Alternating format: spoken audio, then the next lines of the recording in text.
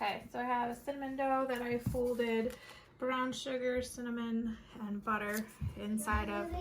Then I'm just gonna cut it into a couple sections and then just braid it so it looks pretty in the pan. And it doesn't have to be a good braid, just anything. Twist it up and pop it right in the muffin cup. And then I have milk and egg wash that I'm just gonna paint it with to make it look nice after it bakes.